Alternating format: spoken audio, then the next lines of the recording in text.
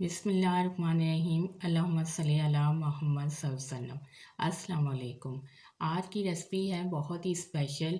इसमें मैं आपको बनाना सिखाऊंगी टमाटर प्याज और खीरे की चटनी, और ये बहुत ही जल्दी तैयार हो जाती है।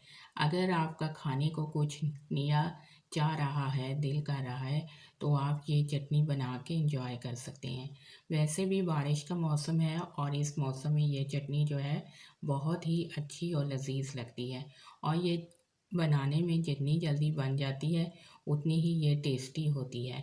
और इसके लिए बहुत कम वक्त में ये चटनी तैयार हो जाती है।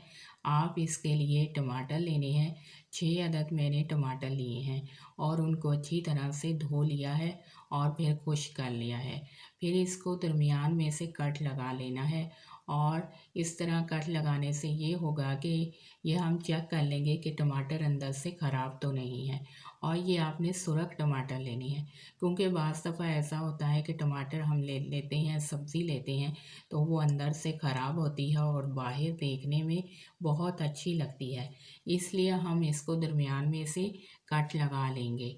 और इस तरह मैंने सब टमाटरों को कट लगा लिया है और आधा आधा इनको कर लिया है। और लहसुन के 6 जवे लिए हैं और इनको भी मैंने धो के अच्छी तरह से छील लिया है और इनको भी काट लिया है। और उसके बाद फिर जब हमने इसको काट लगा लेना है और फिर एक पैन लेना है, उसके अंदर तेल डालना है और तेल को गरम करना है। और फिर हमने लहसुन डाल देना है। फिर हमने टमाटर रखने हैं जो कि हमने उल्टी साइड से रखते हैं जिस तरफ से हमने कट लगाया है।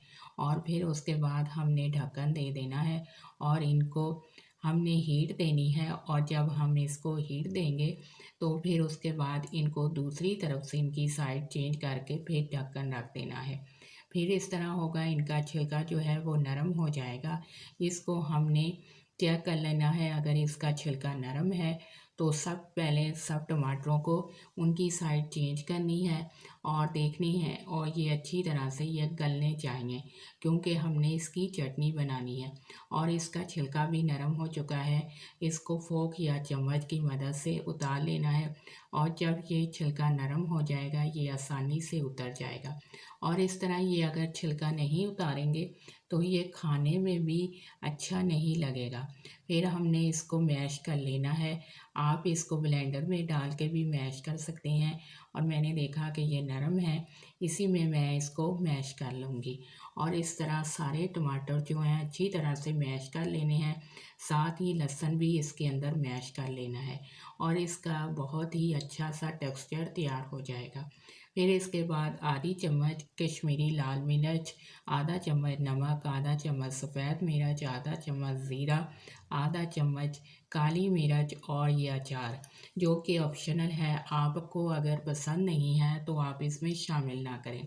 फिर इसके अंदर फिर एक दफ़ा इसको अच्छी तरह से मिक्स कर लेना है और इसको अच्छी तरह से इसकी भुनाई कर लेनी है। माशाल्लाह से ये इसकी खुशबू जो है वो बहुत ही अच्छी आएगी और अचार से तो भी इसका टेस्ट और दुबाला हो जाएगा। फिर इसको एक बाउल में निकालना है। सबसे पहले इस मिक्सचर को ठंडा कर लेना है, क्योंकि अगर गर्म है तो ये हमारा ये जो प्याला है ये ख़राब हो सकता है। उसके बाद इसके अंदर सब्ज़ मिर्च जो कि 3 अदद है वो शामिल करनी है, बारीक काट के शामिल कर लें। और फिर आधा प्याली जो है इसके अंदर धनिया शामिल करें, आधा प्याली पुदीना इसके अंदर शामिल कर दें। और फिर उसके बाद 2 चम्मच इसके अंदर प्याज शामिल करना है और 3 चम्मच जो हैं वो खीरा शामिल कर दें। मतलब कि एक खीरा इसके अंदर दरमियाना साइज़ का शामिल कर दें। अगर आपको खीरा पसंद नहीं है और वो आप शामिल ना करें। वैसे इसका टेस्ट जो है खीरे के बगैर भी बहुत अच्छा होगा। माशाल्लाह से ये हमारी चटनी तैयार है। माशाल्लाह।